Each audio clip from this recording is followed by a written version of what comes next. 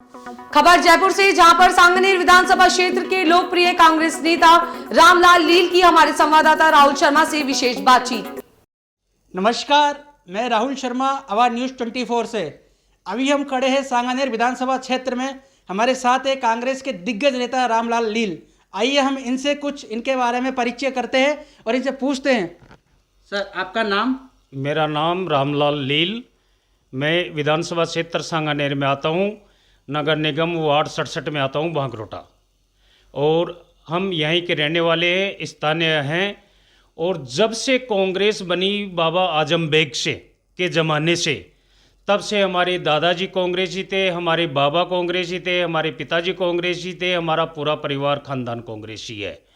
और मैंने 25 साल से सक्रिय राजनीति में कई विधानसभा क्षेत्रों में जाके काम किया है, कई नगर निगमों में मैंने काम किया है प्रत्याशियों के पक्ष में। और विधानसभा क्षेत्र में मैंने कई जगह सन 90 से मैं कांग्रेस के प्रत्याशियों के पक्ष में प्रचार प्रसार और मेहनत करता आ रहा हूँ। और जब मेरा वक्त आया तब मैंने 2008 में सांगनेर विधानसभा क्षेत्र से कांग्रेस से टिकट मांगा, तो मेरा नाम पैनल में चला गया, दिल्ली तक गया, स्क्रीन कमेटी में चला। लास्ट जाते जाते किसी भी कोई मुद्दे पे मेरा टिकट कट गया, कोई बात नहीं, फिर भी मैं पार्टी की सेवा किया। प्रत्याशी के पक्ष में मैंने प्रचार किए और खूब वोट दिलाए, लेकिन वो हार गए। फिर मैंने 2013 में विधानसभा क्षेत्र जोटवाड़ा से टिकट मांगा, तो मेरा फाइनल हो गया था टिकट। लेकिन वो केंद्रीय राज्य मंत्री लालचंद जी कटारिया ने अपना क्षेत्र नहीं छोड़ना चाहा। उन्होंने कहा कि साहब आप बिल्कुल इस क्षेत्र को छोड़ो, ये मेरा क्षेत्र है, इसलिए यहाँ से मैं ही चुनाव लड़ूंगा। तो इसी कारण से मेरा वहाँ से टिकट रोक दिया गया। उसके बाद में मैं कोई घर की समस्या या परेशानी से या बीमारी से मैं 2-3 साल सेवाई करता रहा कांग्रेस पार्टी की। मैंने 2018 में टिकट नहीं मांगा। अब मैं वापस सांगानेर से टिकट मांगना चाह रहा हूं और सांगानेर की जनता से मैं रोज़ मिलता रहता हूं, रूबरू होता रहता हूं और जो भी सांगानेर की समस्या है वो बताता रहता हूं। सर, अभी आपने किस मुद्दों पे आपने काम किया है आपके क्षेत्र के लिए, थोड़ा आप बताइए हमारे न्यूज़ 24 के माध्यम से। मैंने सांगानेर विधानसभा क्षेत्र में आज तक की इस मुद्दे पे काम किया है कि एक सांगानेर स्वच्छ विधानसभा क्षेत्र बने। ये जयपुर शहर राजधानी गुलाबी नगरी के पास का क्षेत्र है। यहाँ की नालियाँ बने, सड़कों पे जगह जगह गंदगी के ढेर हैं, वो सड़कें बने बढ़िया। और एक अच्छा विधानसभा क्षेत्र, छोटी गुलाबी नगरी सांगानेर विधानसभा क्षेत्र बने। तो सर, आपके मन में ये ख्याल आया, आपका टिकट 2 बार काट लिया गया, तो आपके मन में कभी बागी बनने का विचार आया कि अपन कांग्रेस पार्टी छोड़ के अपन बीजेपी में शामिल होते हैं या फिर और अन्य पार्टी में शामिल होते हैं, तो वहाँ से क्या आपने टिकट की मांग की? नहीं, मैंने ये कभी भी ये दिल में या दिमाग में कभी भी ये सवाल नहीं उठाया, क्योंकि हमारे तो जो बाबा थे, दादा थे, वो आजम बेग के ज़माने से कांग्रेसी है, पूरा परिवार कांग्रेसी है। हम तो हमारे रग रग खून में कांग्रेस की भक्ति भरी हुई है। हम कभी भी कांग्रेस के बागी नहीं उतरे, नहीं बागी उतरेंगे और कांग्रेस की सेवा करती रहेंगे। टिकट देना आला कमान का काम है, माननीय मुख्यमंत्री जी लोकप्रिय अशोक जी गहलोत साहब का काम है। अगर वो मौका देंगे तो मैं इस सीट सांगानेर विधानसभा क्षेत्र की सांगानेर सीट को निकाल के लाऊंगा और 100% इसको जीत के लाऊंगा और जनता की सेवा करूंगा। तो सर, आपको लगता है कि इस बार यहाँ से आपको टिकट मिल जाएगा? हाँ, बिल्कुल, मुझे पूरी उम्मीद है कि यहाँ से 20 साल से यह एक ही जाति विशेष लोगों को टिकट दिया जा रहा है। और जो भी बाहर के लोग हैं वो इस क्षेत्र में कभी भी नहीं पनप पा रहे हैं। या ओबीसी का बहुत बड़ा कोटा है सांगानेर विधानसभा क्षेत्र में। और अब की बार पूरी उम्मीद है मुझे कि सांगानेर से मुझे टिकट मिलेगा और जनता की सेवा करने का मौका मिलेगा। सर, और जब ये आपके अब वर्तमान के अंदर जो विधायक हैं अशोक लाहोटी जी, उनके बारे में आप कुछ कहना चाहेंगे कि वो काम किस तरह कर रहे हैं, या फिर जनता के बीच में जाके काम कर रहे हैं, या फिर वो भी इसी तरह? नहीं, मैं किसी की बुराई करना नहीं चाहता, लेकिन कुछ भी विकास नहीं हो रहा है। आज सांगानेर रेलवे स्टेशन से रामपुरा रोड है, जिस पे इतना कीचड़ गंदियाँ भरी हुई है। सांगानेर खुद क्षेत्र में नालियाँ नहीं है, पानी गंदा बह रहा है, सूअर डोल रहे हैं, जगह जगह सड़कें टूटी हुई है, कोई विकास नहीं हुआ इस 3 साल में। जबकि राजस्थान के लोकप्रिय मुख्यमंत्री जी का सपना है कि मेरा 200 विधानसभा क्षेत्र है। कांग्रेस के 102 विधायक है या 4 विधायक है, लेकिन उनका सपना है 200 विधानसभा क्षेत्र होगा, कि 200 विधानसभा क्षेत्र में बिल्कुल चमन हो, पूरा राजस्थान चमन हो।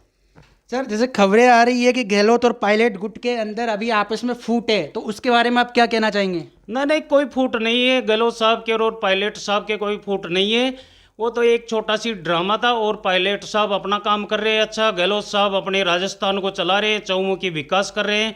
आज आपने देखा होगा कि राजस्थान में देश में पहले नंबर ये बजट पेश हुआ है राजस्थान का, जिसमें इतनी बड़ी घोषणाएं कर दी माननीय मुख्यमंत्री जी अशोक जी गहलोत साहब ने, और उन्होंने तुरंत आदेश दे दिया अधिकारियों को कि इसको तुरंत धरातल पे लाओ और राजस्थान का चहुमुखी विकास करो। सर अभी किसान आंदोलन मुद्दा बन रहा है या नहीं पूरे भारत में, तो आप किसान आंदोलन के बारे में कुछ कहना चाहेंगे कि जो इसके जो बिल आए हैं वो भारत के लिए फ़ायदेमंद है या फिर हानिकारक है, नुकसानदायक? मैं किसानों के लिए कहना चाहता हूं कि आज पूरे भारत देश के किसान दिल्ली की सड़कों बॉर्डर पे पड़े हुए हैं। 110 दिन बीत गए, किसानों की कोई सुध लेने वाला नहीं है। केंद्र में भाजपा की सरकार है, मोदी जी अपने रवैये से हट के मारे किसानों की सुन नहीं रहे हैं। ये किसानों के 3 काले कानून बिलाए हैं, किसानों के हित में नहीं है, ये पूंजीपतियों के हित में है। पूरे किसानों को बेच देंगे, ये किसानों को पूंजीपतियों के हाथ में बेच देंगे, इनकी ज़मीनों पे कब्जा हो जाएगा और पूरे राजस्थान नहीं पूरे देश की मंडियां खत्म हो जाएगी, काफ़ी बेरोजगारी खत्म हो जाएगी। और किसान बेचारे पहले दिन रात 24 घंटे अपने खेत में मेहनत करते हैं और पूरे भारत देश को जल, पानी, धन, अन्न सब पैदा करके खिलाते हैं। इतनी मेहनत करते हैं कि वो भूखे सोते हैं और भूखे ही उठते हैं, काफ़ी अच्छा पेट नहीं भर सकते, लेकिन फिर भी उनकी सुनने वाला नहीं है। तो मैं भगवान से प्रार्थना ये करता हूँ कि इस मोदी जी को सद्बुद्धि दे और किसानों की तरफ ध्यान दे। नहीं, ये वो किसान है कि 2024 में मोदी जी का तख्ता पलट देंगे। सर अभी लॉकडाउन लगा था, उसके बाद अमीरों के पास पैसों की कोई कमी नहीं है, गरीबों को सरकार दे देती, तो मैं मध्यम वर्गीय परिवार के लिए एक आपसे पूछना चाहता हूँ, मध्यम वर्गीय परिवार की कौन सुनेगा? मध्यम वर्गीय परिवार के लिए गहलोत जी ने क्या सोचा है, आप हमारे चैनल के माध्यम से बताइएगा हमारे दर्शकों को। मध्य वर्ग के लिए माननीय मुख्यमंत्री जी अशोक गहलोत जी साहब ने ये सोचा है कि जो पूंजीपति लोग हैं उनके पास तो कोई कमी नहीं है पैसे टके की, सामान की, और जो गरीब मध्य वर्ग के लोग हैं तो माननीय मुख्यमंत्री जी ने अपनी सहायता कोष से खूब जनता को राहत दी है और सबसे अपील भी की है राजस्थान के लोगों से कि कोई भी मेरे क्षेत्र में राजस्थान में भूखा न सोए, कोई भूखा न उठे, कोई बीमारी से कोई भी दुख नहीं पाए। जगह जगह दवाएं, जगह जगह जांच, कोरोना काल में लॉकडाउन करना।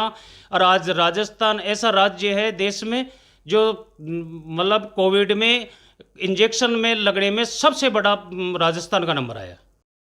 सर अगर आपको आला कमान टिकट देती है और आप उस टिकट से जीत के आते हैं कांग्रेस के लिए, तो आप जो सांगानेर विधानसभा क्षेत्र की जो जनता है उनके लिए आप क्या क्या विकास करोगे, क्या मुद्दों पे काम करोगे, वो आप हमारे चैनल के माध्यम से आप हमारे दर्शकों को बताइएगा। मैं अगर मुझे हाईकमान टिकट देती है, माननीय मुख्यमंत्री जी अशोक जी गहलोत साहब मुझे टिकट देते हैं, तो मुझे पूरा विश्वास है कि सांगानेर की जनता मुझे भारी मतों से विजय बनाएगी और मैं चुनाव जीतूंगा। और सांगानेर के विकास के लिए मैं गांव-गांव, डाणी-डाणी, हर वार्ड, हर क्षेत्र में जहां भी नालियां नहीं होगी नालियां बनवाऊंगा, सड़कें डामरीकरण करवाऊंगा और जनता में जो भी कोई कच्चे मकान है उनके लिए मैं जेडीए से या किसी भी विभाग से पक्के प्रधानमंत्री राहत कोष से या किसी से भी मैं पक्के निर्माण करवाऊंगा और अधिक से अधिक गरीबों की तरफ ध्यान दूंगा। और ज़्यादा से ज़्यादा सांगानेर की जनता के लिए मैं बिसलपुर के पानी के लिए प्रयास करूंगा, जो हर क्षेत्र हर डाणी में पानी पहुंचे और जनता को पानी मिले। और मैं घर घर जाके पूरे दुख सुख के समाचार लूँगा जनता का कि आप किस प्रकार से दुखी हो या सुखी हो, तो मैं हर क्षेत्र में विकास कराऊंगा, सांगानेर का एक नया नाम रोशन करूंगा। ये सांगानेर जयपुर राजधानी की गुलाबी नगरी है, मैं इसको गुलाबी नगरी के नाम से विकसित करवाऊंगा।